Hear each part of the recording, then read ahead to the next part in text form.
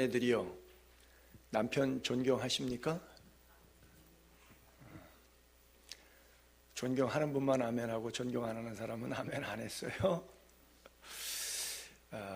남편들이요, 아내를 사랑하십니까? 네, 그래요. 아내를 사랑하라고 말씀하시는데 어느 정도까지 사랑하느냐? 내 몸을 다 내어줄 만큼. 예수님이 십자가에서 우리를 사랑해서 살과 피를 찢어서 다 주신 것처럼 아내를 그렇게 사랑하래요. 그렇게 사랑하는 남자 대한민국에 있을까요? 있지요. 강대상에 서 있잖아요. 웃자고 한 얘기니까 진짜 웃어요. 어려운 메시지지만 성경은 우리에게 분명하게 정확하게 말씀하고 있어요. 이것은 명령형 종결엄이에요. 청유형, 권유형이 아니라 명령형이라고 하는 것은 피할 길이 없고 100% 따라야 한다고 하는 그런 말씀이에요. 우리가 말씀을 들을 때 이렇게 그대로 느껴지면 이것을 나에게만 적용하면 돼요.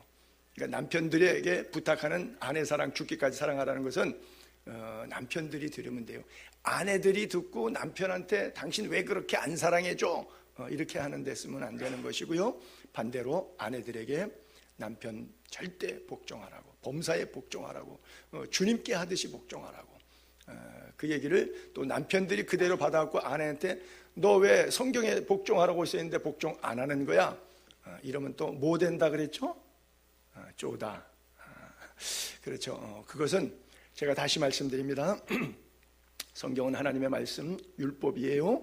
그런데 이 성경 율법은 나에게만 적용하는 거고 남에게는 적용하지 않는 겁니다. 물론 목사는 갖고 있는 직능상 가리킨다고 하는 명분하에 양쪽을 다 아우르는 메시지를 던질 수 있는데, 그러나 목사 자신도 정작 자기 가정, 자기 삶 속에 들어가서는 이 말씀대로 순종해야 돼요. 그렇죠? 그래서 이 성경은 이 잣대로 돼서 당신 성경에 이렇게 써 있는데 왜 그렇게 안 해? 라고 하는 데는 절대 사용할 수 없습니다. 이 성경은 나에게만 그러고 상대가 틀렸거들랑 위에서 기도만 해주면 될 일이지 지적할 문제는 절대 아닙니다. 이거 지적하는 데서 상대도 시험 들고 나도 시험 드는 거예요. 성경은 꼭 자기에게만 스트릭하게 적용하고 남에게는 플렉시블하게 열어주는 거예요. 그럴 수도 있고 저럴 수도 있고, 하나님의 은혜 안에서 때가 차면 때가 찬 예정과 경륜과 섭륜이 이루어지도록 오히려 복을 빌고 기도해 주면 되는 거예요. 원수가 줄이면 먹을 것 갖다 주고, 원수가 목마르면 마실 것 갖다 주고, 하나님께서 말씀하라고 하는데 원수한테 그렇게 말하는데, 여러분 내가 성경에 써 있는 것을 읽을 때 이론적으로는 이게 굉장히 은혜가 되고 잘 이해가 되는데 실제 그런 상황에 딱 맞닥뜨려서 행동으로 옮기는 것은 상당히 어려운 거예요. 모든 상황에서. 이 부부관계에서도 마찬가지고. 그래서 남편들아, 이렇게 오늘 본문에 시작하는데, 아내 사귀라 25절, 26절, 27절을 올려볼게요. 남편들아, 아내 사랑하기를 그리스도께서 교회를 사랑하시고 그 교회 때문에 자신을 십자가에 내어주기까지 목숨 걸고 사랑했죠. 이는 곧 물로 씻어 말씀으로 깨끗하게, 즉 거룩하게 씻었다, 깨끗하게 한다, 거룩하게 한다, 영광스럽게 한다, 그리고 티나 주름 잡힌 것 없이 흠이 없이 거룩하게 하기 위해서다 라고 써 있어요. 여러분, 하나님께서 남자와 여자로 사람을 지으시고 부부의 연을 주시고 남편은 아내에게 이렇게 해라, 아내는 남편에게 이렇게 해라, 이것이 그리스도 안에서의 진리다 이렇게 말씀하셨으면 그렇게 살면 돼요. 저기 써 있는 것처럼. 근데 이렇게 살지 못하는 상황에 의해서, 언어에 의해서 우리가 싸움이 돌출되죠. 그래서 부딪히다 보니까 그냥 이렇게 막 가는 대로 이렇게 험악하게 살아가는 거죠. 우리는 다시 말씀 앞으로 돌이켜야 됩니다. 여러분, 이런 표현이 있죠. 사랑은 허다한 허물을 덮는다고요. 우리가 살면서 두려운 문제가 있어요. 돈 때문에 두렵고, 상황 때문에 두렵고, 병 때문에 두렵고, 죽음 때문에 두렵고, 문제 때문에 두렵고, 이 모든 두려운 문제, 부부지간의 가정생활에 모든 어려워서 마음속에 덜커덕 내려앉는 모든 문제가 올 때 덮을 수 있는, 해결할 수 있는 유일한 방법은 사랑 하나입니다. 사랑으로는 다 덮어집니다. 믿습니까? 그래요. 디모데후서 1장 1절하고 1장 7절하고 8절에 있는 요한일서 4장 88절 말씀을 같이 볼게요.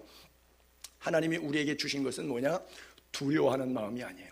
오직 능력과 사랑과 절제하는 마음. 거기 사랑이 들어있어요. 그러면서 요한일서 4장 18절에는 사랑 안에는 뭐가 없어요? 두려움이 없어요.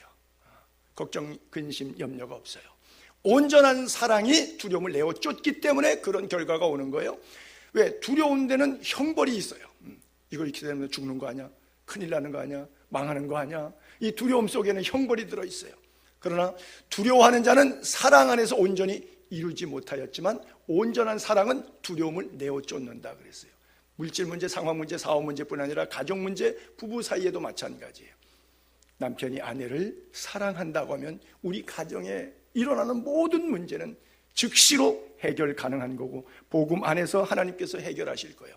그러니까 여러분 아내를 사랑하세요. 근데 의도적으로 사랑해라, 목사가 사랑하라고 하니까 성경에 써 있으니까 그게 마땅한 도리인 것 같으니까 그렇게 율법적으로 안 하면 안 될 것 같은 마음으로 하는 사랑 말고요, 속 안에서부터 진심으로 우러나오는, 즉 스스로 하는 사랑, 스스로 하는 깊은 뜨거운 사랑이 여러분 안에 있게 되기를 바랍니다. 그래요. 마치 예수님께서 십자가를 지실 때 스스로 십자가를 개의치 아니하시고 부끄러움을 개의치 아니하시고 십자가에서 죽으신 것처럼 그래요. 그래서 아내들에게는 복종하라고 하는 표현이 아내들 입장에서는 어려운 것 같아도 남편들 입장에서 볼 때는 그건 굉장히 단순한 거예요. 그냥 복종만 하면 되니까 크게 어려움은 없어요. 근데 거꾸로 남편들은 아내에게 생명을 내놔야 돼요. 생명을 내놔야 돼요. 돈 몇 푼 주고 남편 역할 했다고 하는 이 졸부들이 참 많은 세상에 살아요. 돈만 몇 푼 집어주면 봉투 딱 던지면은 남편 역할 다 했다 그러고서는 나가서 딴짓하는 남자들이 세상에 얼마나 많은지 몰라요. 아니요, 돈 몇 푼이 아니라 성경은 뭐를 내놓으라고요? 네 생명을 아내를 위해서 주라고 하는 거예요. 예전에 우리 이열 전사님이 설교할 때 사랑하는 아내를 위해서 그런 얘기 하더라고. 아내가 뇌암으로 정말 생사의 기로에 이렇게 힘드니까 하나님 앞에 기도하기를, 하나님 내 생명의 날을 단축해서 아내에게 줄 수 있다면 그 생명을 길게 해달라고. 이게 사랑이에요. 그렇죠? 우리 이열 전사님 막 올라가는 거예요 지금.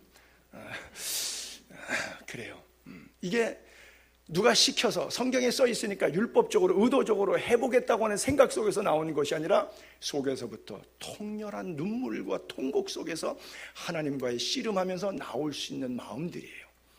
늘 이러한 자세, 이러한 마음이 가정 안에서 남편이 아내를 대할 때 있게 되기를 바랍니다.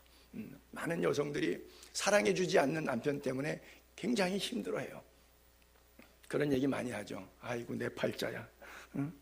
어쩌다가 저런 인간한테 걸려갖고 내가 이 고생하는지 모르겠다. 그렇죠? 내가 할 수 없이 산다. 자식들 때문에 어쩔 수 없어 산다. 그렇죠? 근데 이런 말 하게 되면 아직은 부부지간에 서로 온전한 그리스도인이 아닙니다. 여러분 어디 가서 다른 인간하고 그 인간하고 못 살 것 같아서 다른 인간하고 살아보면 거기서는 문제가 전혀 없죠. 그렇지 않습니다. 그 문제는 동일하게 주어집니다. 인간은 모두가 원죄를 타고나고 자기 욕심과 소욕이 있기 때문에 그 욕심과 소욕은 성령 안에서 부딪히게 되어 있어요. 그래서 예수 안 믿는 사람과 산다는 것이 어려운 게 영적인 부딪힘, 일반 가정적인 경제적인 사회적인 부딪힘도 있는데, 왜? 남자와 여자가 하는 호르몬이 다르고 배운 것과 자라온 고향과 공부한 것과 주변 친인척과의 인간관계와 생각의 울타리가 전혀 다른 속에서 자라왔기 때문에 맞춰 산다는 것이 어려운데 거기다가 영적으로까지 안 맞으면 너무 힘들어요. 그런데 이 모든 문제를 무엇으로 해결할 수 있느냐? 남편이 아내를 사랑하기로 작정하면, 아내를 위해서 죽기로 작정하면 가능하다는 얘기예요. 나는 이 오후 시간에 남아있는 우리 남편들에게 권면하고 싶어요. 아내를 위해서 죽을 만큼 목숨 걸고 한번 사랑해 보세요. 솔직히 그런 사랑 안 하고 있잖아요. 그냥 적당히 돈 몇 푼 벌어다 주면은 그것 갖고 명품도 사고 그거 갖고 뭐 맛있는 것도 먹고 그냥 부인이 씩 웃으면은 그걸로 나는 남편의 도리를 다 했다 이렇게 생각하는 게 주로 보편적이잖아요. 아니요. 생명 걸고. 여러분 남자가 33살 먹은 남자가 부끄럼처럼 헝겊대기로 팬티처럼 여기만 가리고 부끄럼 개치 않고 십자가에 달려서 물과 피를 흘려 머리에 가시관 쓰시고 죽어가요. 죽어가. 그 죽어가는 그 죽음처럼 죽게 하듯 그리스도에게 그렇게 자기 생명을 내어주기까지 사랑해보라는 거죠. 그런 사랑해보고 그 다음에 나에게 복종하니 안 하니 이렇게 얘기해보는 거예요. 그런 사랑 해보지 않고 봉투 돈 몇 푼 탁 던져주고 너 왜 말 안 들어? 그러는 것 아닙니다. 성경은 우리에게 피차 상관관계에 있기 때문에 물론 복종해야 되고, 그리고 복종의 연속에서는 사랑해야 되고, 사랑과 복종의 선순환 고리가 계속해서 돌아가야 되는데 반대로 불순종하는 거예요. 존경해야 되는데 미워하는 거예요. 그리고 남편은 아내를 전혀 사랑하지 않는 거예요. 미워하는 거예요. 이것이 악순환의 반복이에요. 그래요. 영화나 드라마 같은 거를 이렇게 극장 가서 보게 되면, 텔레비전 드라마에서 그런 거 있잖아요. 아마 로미오와 줄리엣 같이 남녀 주인공의 멜로드라마 같은 것 쭉 나오면은 둘이 뭐 중간에 제3자가 끼어들고 부모가 반대하고 경제적으로 한 사람은 잘 살고 못 살고 해서 가치관의 개념의 차이 때문에 둘이는 사랑하는데 사랑이 잘 안 이루어져. 그러다가 마지막 회에 가갖고는 둘이 뭘로 끝나냐? 예식장에 들어가서 결혼하면서 그 드라마 끝나는 거예요. 그 영화 끝나요. 드라마. 그렇죠? 결혼식 딱 하면서 그 드라마 멜로드라마는 끝나요. 근데 이거는요, 여러분도 아시다시피 일종의 사기극입니다. 진짜 시작은 어디서 시작되죠? 결혼식 이후부터 시작되는 거예요. 그렇죠? 결혼하기 전에는 몰라요. 그 집 앞에 가서 창문에다 오 세레나데요 그러고 연애 편지를 밤새 써가지고 날마다 붙이면서 You are my sunshine, my only sunshine. 난 당신 없으면 못 산다고. 그러고 노래 불러놓고 그 다음에는 정신 차리고 나서 결혼한다면 내가 미친놈이었구나. 미쳐도 한참 미쳤구나. 제정신이 들고 나니까 옛날에 혼미했던 자기의 삶이 미워지기 시작하는, 그것이 인간의 어떤 삶이에요. 주례했을 때마다 주례 끝나고 맨 마지막 순간이 신랑 신부 뒤로 돌아서 이제 새로운 출발. 그래서 퇴장시킬 때 둘이 이제 팔짱을 끼고 하면 따다다단 하고 결혼 행진곡이 탁 나올 때 둘이 막 걸어가고 하객들 일어나서 막 박수치고 막 이렇게 뭐 꽃이 날리고 막 그러는데 저는 왜 이렇게 마음이 쿨쿨하죠? 뒷모습을 바라보면서 저것들이 살라면 얼마나 또 사니 안 사냐고 싸우고 십수년을 머리 터지게 양가 부모님들 속색일까 생각하면 그 뒷모습이 행복을 빌어주면서도 참 가슴이 아파. 그렇죠? 글쎄 저만이 느끼는 느낌인지 모르겠어요. 그 좋은 날 제 가슴은 그들의 내일이 보이기 때문에 참 얼마나 힘들게 살아갈까, 그런 쓸데없는 염려도 걱정도 해봐요.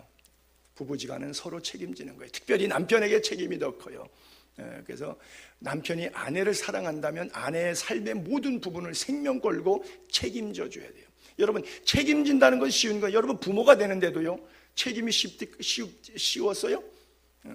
자, 우리가 자녀를 하나 낳아놨어요.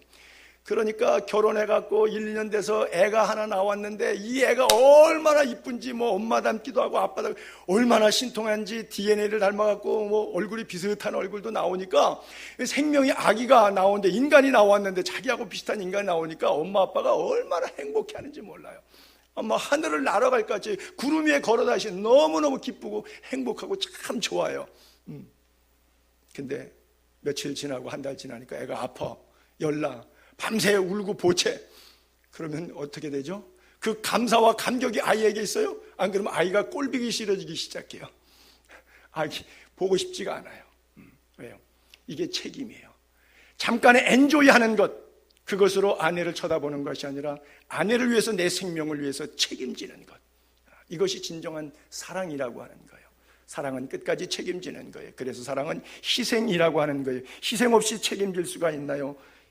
책임진다는 것은 곧 내가 희생한다고 하는 거예요.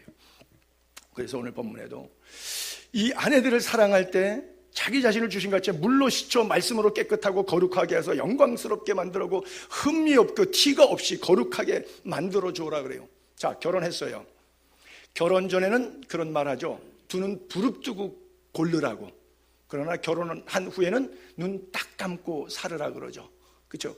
결혼 전에는 사랑의 에너지 호르몬 작용 때문에 그 사람의 흠이 안 보이는데 결혼하고 실생활에 들어가면 흠이 보이기 시작해요. 그러면서 그때부터 이제 부부싸움과 갈등이 시작되는데, 여러분, 결혼하기 전에 결정하는 거지 결혼한 다음에 결정 끝난 다음에는 어떻게 되는 거냐? 그 허물은 그 사람의 허물이 아니라 내 허물이에요. 결혼한 다음에 아내의 허물은 이 아내가 여자가 좀 제대로 된 여자가 아니었구나, 그 여자 괜찮은 여자 아니구나 라고 하는 그 아내의 여자의 허물이 아니라 그것은 결혼과 동시에 나의 허물이 되는 거예요. 남편의 허물이 되는 거예요. 그래서 그 허물을 씻어줘야 돼요. 그 허물을 덮어줘야 돼요. 그 허물을 추한 것을 거룩한 것으로, 영광스러운 것으로 변화시켜줘야 돼요. 성경은 그렇게 하라고 요구하고 있어요. 자신을 내어준 것처럼, 쓸개가 빠지는 것처럼, 피가 거꾸로 솟는 것처럼 내 생명을 내놓고라도 내 마음에 안 드는 부분들이 내 마음에 들 수 있는 부분으로 그대로 인정하고 받아들이고, 그리고 사랑하는 것.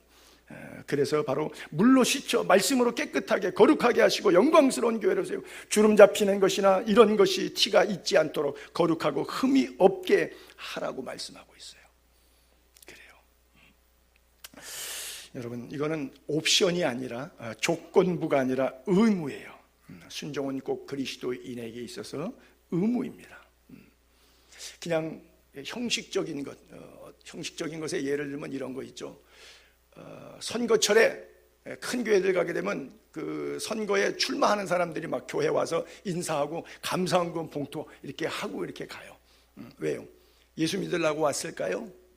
아니죠. 다른 생각이 있어서 왔죠. 여러분, 결혼할 때 마찬가지예요. 형식과 외형과 아내를 통해서 내가 어떤 쾌락을 느끼고, 남편을 통해서 내가 어떤 편안한 안락한 삶을 요구하고, 뭐 이런 장사와 거래와 같은 수준으로 결혼하면 안 되는 거예요. 나를 희생하고 나를 드리는 그런 마음으로 결혼에 임해야 되는 거예요. 그리고 결혼한 다음에는 모든 허물을 다 덮기 시작하고, 그 다음에 뭐예요? 적극적인 사랑의 단계로 들어가기 시작해야 돼요. 여러분, 소극적인 사랑, 소극적인 존경과 복종이 아니라 적극적인 복종, 적극적인 사랑의 관계로 변해야 돼요. 아내를 진정으로 사랑하는 남자라면 함부로 하지 않습니다. 무례하게 하지 않습니다. 바람 피우지 않습니다. 여러분, 고린도서 6장 16절 볼게요. 음행 문제를 다뤘을 때 이런 표현을 성경은 기록하고 있죠. 창녀와 합하는 자, 그는 한 몸이 된다. 둘이 한 육체가 된다. 그렇게 하지 말고 주님과 합하는 한 영이 되라, 이렇게 말씀하고 있어요. 그리고 너희 육체를 만드신 하나님, 손수 진흙으로 인간을 만드신 그 하나님께서 왜 육체 덩어리를, 진흙 덩어리를, 사람 덩어리를 만드셨느냐? 몸은 음란을 위하여 만들지 않았다. 성경에 그렇게 써 있어요.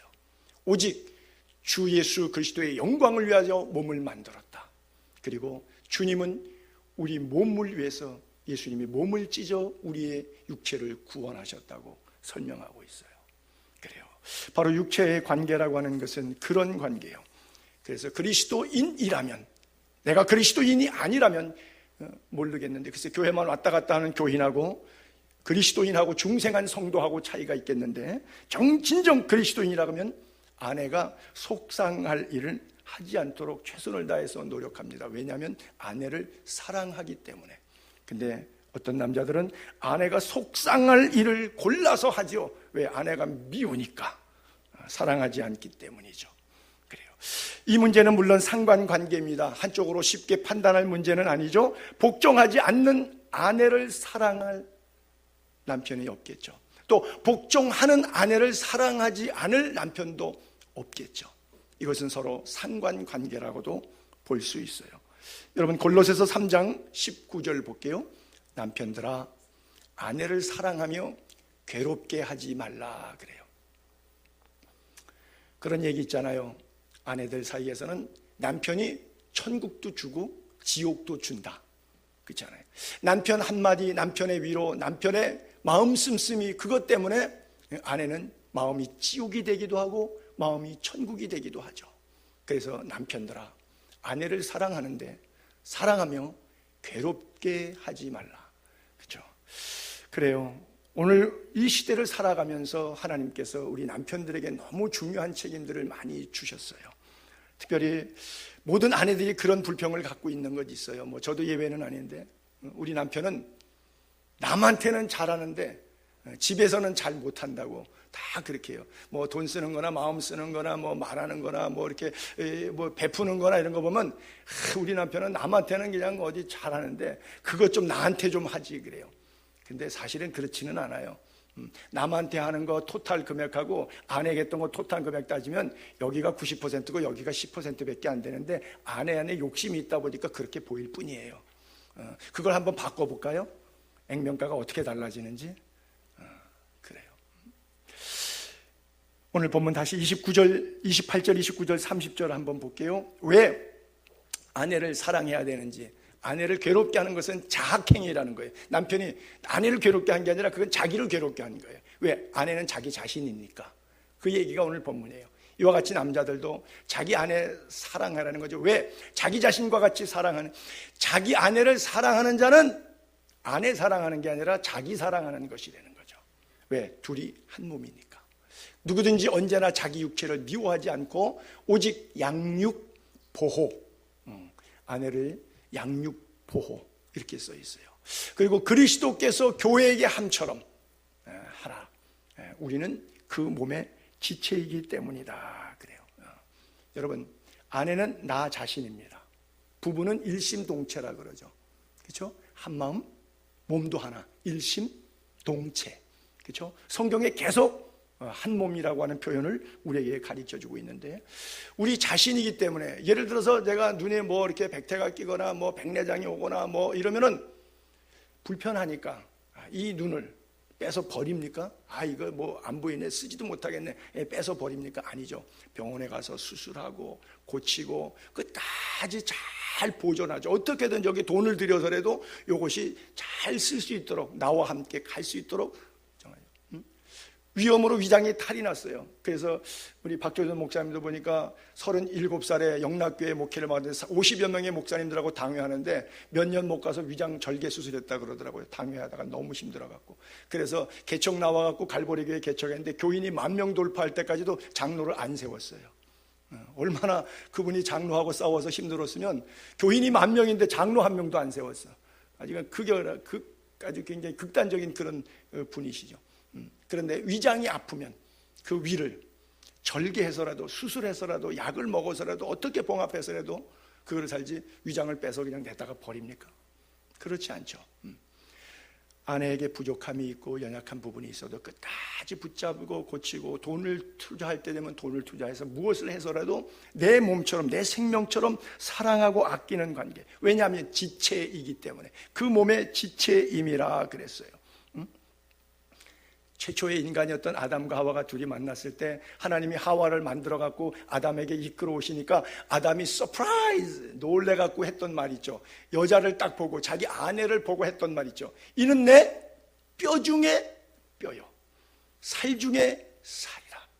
이거보다 더 기가 막힌 연애담이 있겠습니까?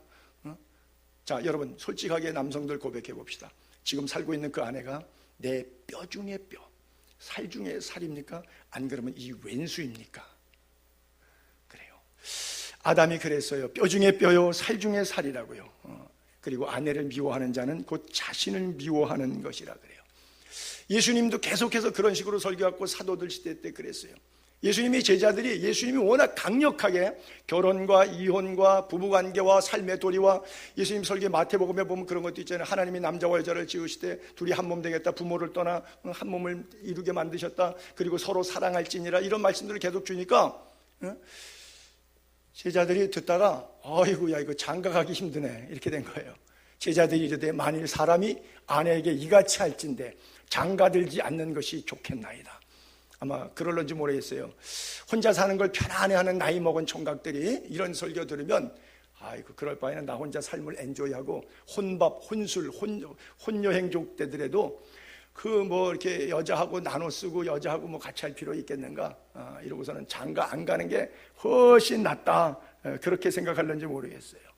제가 그리스에 있을 때 우리 교회 아테네 한인교회 집사님이 그 아주 큰 부자, 뭐 100척 가까이 갖고 있는 부자가 헤우노브르 부자인데, 이 부자가 자기가 개인 요트가 하나 있어요. 위에는 헬기가 떠 있고 이렇게 지붕에. 그리고 요트가 있고 큰 요트, 한 3, 4층 정도 되는 규모의 요트인데 그 요트 뒤에는 조그만한 요트들을 또 이렇게 끌고 다니는, 그리고 스테인레스로 사닥다리 돼갖고 요트에서 배로 수영하고 또 올라오고 할 수 있는 아주 호합한 요트, 거기 기관장으로 있었는데 이분이 맨날 출근하니까 신방을 제가 그 배로 갔어요. 배로 가서 배를 보니까 그 안에서는 다 이태리째 마루를 깔았는데 마루가 상할까봐 구두 신으면 안 된다고 다 신발 벗고 다니더라고요. 거기 사장님이야 신발 신고 요트에서 왔다 갔다 하는데 거기에 15명 정도 이렇게 직원들이 뭐 주방장부터 선장, 기관장, 항해사들 일하는 사람들 쭉 타는데 다 맨발로 다녀요. 그 안을 요트를 얼마나 요트를 아끼고 뭐 갈고 닦는지, 소금물 바닷물에 오니까 그냥 이거 부식되지 말라고 얼마나 닦고 놓는지, 육지에 있는 고급차 세차해 놓은 것처럼 아주 바다에 떴는데도 요트가 벤질벤질돼요. 그런데 그 사장님이 배가 한 100척 되는데 그때 55세라 그랬나 56세나 하여간 뭐 50몇 세라 그랬는데 장가를 안 갔대요. 근데 애인이 너무 많대. 그래서 오늘은 이 애인하고 놀고 내일은 저 애인은, 왜? 애인하고 노는 데는 돈 몇 푼 안 드는데 아내하고 결혼하면 이거 반가이 해야 되잖아. 내 재산 거의 다 나가잖아. 그러니까 이런 사람들이 그리스의 노총각 가운데 부지기수로 많아요. 돈 때문에 생명의 가치와 삶의 가치와 사랑의 진정성을 알지 못하는 사람들이 얼마나 많은지 몰라요. 참 불쌍한 사람들이죠. 그래요. 마태복음 19장 10절 읽었죠? 그래요. 창세기 2장 24절로 내려가 볼게요. 그러므로 남자가 부모를 떠나 그의 아내와 합하여 둘이 한 몸을 이룰지니라 그랬어요. 이제는 둘이 아니에요. 그렇죠? 남편과 아내는 한 몸이라 그랬어요. 또 마태복음 10장 6절에도 창조 때부터 사람을 남자와 여자로 지으셨으니 이러므로 사람이 부모를 떠나 그 둘이 한 몸이 될지라 이러한즉 이제 둘이 아니에요. 우리는 자꾸 아내와 나를 둘로 계산하죠. 둘이 아니에요. 이제는 원바디예요. 현대인이 될수록 이렇게 주머니도 따로 차고 삶도 따르고 또 이렇게 동창이나 친구들이 다 따로 있다 보니까 부부지간이 이래봐야 이게 말이 부부지간이지 거의 한 몸으로 느낄 수 있는 없는, 그러다가 서로 각자 노는 그 공동체에 대한 미움이 증폭돼 갖고 그걸 또 싫어하고 부부싸움의 내용거리가 되고 이런 일들이 많은데 늘 둘로 존재하는 거예요. 아니요, 영적으로 결혼한 다음에 더 이상 둘이 아닙니다. 이제는 둘이 한 몸이고, 그러므로 하나님이 짝지어 주신 것을 사람이 나누지 못할지니라. 하나님이 짝지어 주신 것인지 사람이 짝지어 준 것인 것은 판단해 볼 문제이지만 일단 하나님이 짝지어 주셨다고 하는 논리를 놓고 볼 때 그 과정 속에서는 둘이 하나 됐는데 이건 분리하면 죽는 거예요. 왜? 샴 쌍둥이라는 거 있죠. 몸은 하나인데 머리가 두 개 달려서 그렇게 되면 이걸 제거 수술 못 하잖아요. 왜? 목을 한쪽을 제거를 해야 되잖아요. 그럼 하나가 죽는 거예요. 몸이 한 몸인데 둘, 물론 이제 기형이긴 한데, 예수 그리스도 안에서 하나님께서 의도하신 부부의 관계, 남자와 여자를 창조하시고 가정을 이루셨을 때는 이제는 둘이 아니요 하나라 그랬어요. 둘이 아니라 완바디가 됐는데 이거 쪼개면은 뭐예요? 죽는 거예요. 쪼개갖고 둘이 다시 나눠졌다, 이게 아니라 그리스도인은 쪼개면은 죽는 거예요. 사람이 짝지어 주신 것은 나누어질 수가 있겠죠. 그러나 하나님이 짝지어 주신 것이라 그러면 나눌 수가 없어요. 그냥 죽는 거예요. 왜? 나누어지지 않으니까. 하나님이 짝지었기 때문에 하나님을 거스릴 인간이 어디에 있습니까? 아무도 하나님을 거스릴 수는 없어요. 오늘 본문의 마지막 부분인데 에베소서 5장 31절부터 마지막 33절까지 그거죠. 같은 맥락이죠. 둘이 한 몸이라는. 그러므로 사람이 부모를 떠나 그 아내와 합하여 그 둘이 한 육체가 될지니 이 비밀이 크도다. 나는 그리스도와 교회. 그리스도와 교회의 관계가 분리할 수가 있나요? 그렇죠?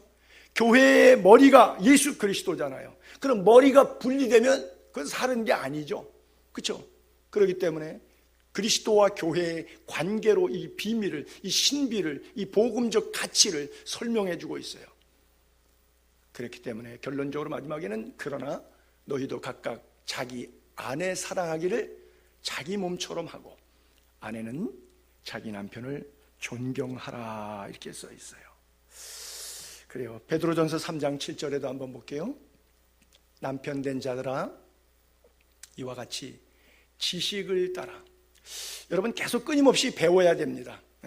심지어 부부의 성생활까지 포함해서 부부의 인간관계라든지 그 배우자의 친인척이라든지 배우자의 취미라든지 배우자의 적성이라든지 이런 모든 면에 있어서까지요, 지식적으로 공부해야 돼요. 다 배워야 돼요.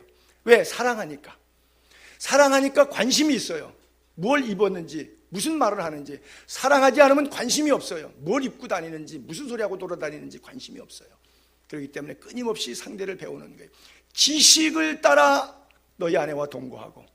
이게 뭐 교과서 들고 다니면서 아내랑 살아라 이 말이 아니라 아내에 대해서 끊임없이 배우라는 거예요. 너하고 동거하고 있는 아내가 뭘 좋아하는지 지식적으로 공부하라고 하는 거예요. 남편들은 끊임없이 가정을 공부하고 자녀를 공부하고 아내를 공부하고 어떻게 하면 복음적 가정이 될까? 성경의 세상에 이런 글도 다 써 있어? 나는 예수 20년 믿었지만 난생 처음 듣네 보네. 이건 왜요? 예수 20년 믿었지만 지식을 따라 아내와 동거하지 않았기 때문에 그런 거예요. 여러분 끊임없이 배우세요. 끊임없이. 저는 우리 동기 목사들이나 후배 목사들 보면 그런 얘기하는데, 마지막 죽을 순간에 손에다가 책 들고 있다가 책 놓치고 죽어야 된다. 왜? 늙으면 책을 안 보려고 그러거든요. 나이 먹으면 책을 안 보려고 그래. 근데 마지막 죽을 때도 손에서 책 떨어뜨리고 죽어야 된다. 책을 손에 놓으면 그땐 죽는 거다. 그래요. 여러분들 끊임없이 배우고 끊임없이 공부하고 끊임없이 성경을 읽고 배우게 되기를 바랍니다. 그 여성을 더 연약한 그릇이라 그래요. 우리도 다 질그릇이에요. 남성이든 여성이든. 근데 질그릇 가운데 강도가 있어요. 그렇죠? 퍽하고 잘 깨지는 질그릇이 있고 부딪혔을 때 안 깨지는. 여러분 학창시절 때 왜 계란 갖고 서로 싸우잖아요. 삶은 계란 해놓고 누가 더 세냐 그래서 둘이 서로 계란끼리 빡치게 해서 와 내 거 이겼다 뭐 그러고 재밌게 놀지 않아요? 남성과 여성과 아내와 남편이 부딪히면 누가 깨지냐면 여성이 깨져요. 아내가 깨져요. 여자가 더 많이 손해를 봐요. 여자가 더 힘들어져요. 그렇기 때문에 성경은 그렇게 가리키고 있어요. 아내는 더 연약한 그릇이다. 근데 그 그릇이 얼마나 귀한 보배로운 그릇이냐면 생명의 은혜를 함께 이어받을 자. 왜? 남성을 통해서 남성의 자녀 후 계보를 이어줄 생명의 모체이잖아요. 내 생명, 내 가족, 흔히 말해서 족보할 때는 씨라 그러죠. 그런 개념으로까지 표현되는데 생명의 은혜. 하나님께서 남자에게 계보를 쭉 이어가게 하셨는데 여성을 통해서 이어가게 하셨는데 그 생명의 은혜를 담아내는 그릇이기 때문에 비록 그릇 자체는 깨지기 쉬운 그릇이지만 그 안에 보배를 담았다는 거예요. 생명을 담은 그릇이라고 하는 거예요. 그러니까 잘 공부해서 그것을 귀하게 여기고 잘 사용할 줄 알아야 된다. 이런 표현이에요. 사용한다는 말이 좀 그렇지만요. 이는 너희 기도가 막히지 않게 하려 함이니라 그랬어요. 여러분 아내를 미워하고 아내 골탕 먹이려고 쌩그러고 밖에 탁 나갔는데 교회 가서 기도하겠어요? 글쎄요. 우리 교회 남편들은 그런 교인들이 있을 가능성이 있어요. 왜냐하면 목사가 워낙 위대하기 때문에 훌륭하기 때문에. 근데 다른 교회에서는 전혀 그런 남자 없어요. 부부싸움 대판하고 아내 미워하는 짓 하고 빵 가냐? 어디 가냐? 술집 가는 거예요. 그리고 술집 여자 위로해주고 앉았는 거예요. 대부분 남자들이 그렇게 해요. 그거 하지 말라는 거예요. 기도가 막혀요. 신앙생활이 방해가 돼요. 눈 감아도 기도하려고 그래도 답답한 가슴에 사탄이 어둠의 영으로 짓눌러가지고 싸움의 어둠만 머릿속에 가득하게 남아서 분노와 아내와 함께 싸웠던 그 분노, 내가 이 말 할 걸 그랬다, 저 말 할 걸 그랬다, 요렇게 죽여놓을 걸, 저렇게 죽여놓을 걸, 그 잡생각 속에 머리가 방방해가지고 기도가 안 나갔고 미움이 더 분출되고 나와요. 하나님의 사람이 아니기 때문에 기도가 막히는 거예요. 생명의 은혜를 아내로부터 옴을 믿고 연약한 그릇을 더 잘 귀히 여겨야 돼요. 예전에 부산의 호산나 교회 최홍준 목사님이 얘기할 때 그런 말씀하시더라고요. 자기가 전도사 시절에 담임을 사랑의 교회 옥하는 목사님을 모셨는데 그때 한 500명 정도 출석하는 교회 시절이었는데 목사님이 수요일 날 전화가 와가지고 나 오늘 수요 예배 못 간다고, 수요마다 강해 설교를 쭉 해오셨는데 못 간다고, 설교 그 최전도사가 설교 준비해서 하라고 갑자기 2-3시간 전에 수요일 날 자기는 생각도 안 하고 있는데 설교 준비도 안 했는데 담임 목사님이 설교하라고, 나 오늘 수요일 날 교회 못 간다고. 그러면서 끝에 전화 끊기 한마디, 나 오늘 우리 집사람하고 싸웠어, 그래서 설교 못해. 그러고서는 수요 예배 안 나오셨대요. 그러면서 그분이 정말 훌륭하신 분이라고 하는 그런 얘기를 하시더라고요. 그래요. 오카는 목사님 정말 좋으신 분이잖아요. 영성이 대단하신 분이잖아요. 근데 부부싸움 하니까 기도가 막히죠. 설교가 막히죠. 그렇죠? 저도 입장은 마찬가지죠. 계속 설교는 해야 되는데 집에서 대판하고 나면 여기서 갖고 뭐 해야 돼요? 위선을 떨어야 돼요. 그렇잖아요. 이게 얼마나 힘든 거예요. 그렇죠? 하나님이 안 계시면, 교회가 가짜면, 진리가 없다면 위선을 떨어도 되겠죠. 일반 뭐 예수 안 믿는 사회에서 장사꾼들이 뭐 사기치고 거짓말하고 싼 걸 비싸다고 그러고 10원짜리 100원짜리라고도 막 어떻게 해도 하나도 부담스럽지가 않아요. 거기는 생명이 없으니까. 근데 여기는 생명이 있잖아요. 부담스러운 거예요. 기도가 막히는 거예요. 영이 통하지 않는 거예요. 그래요.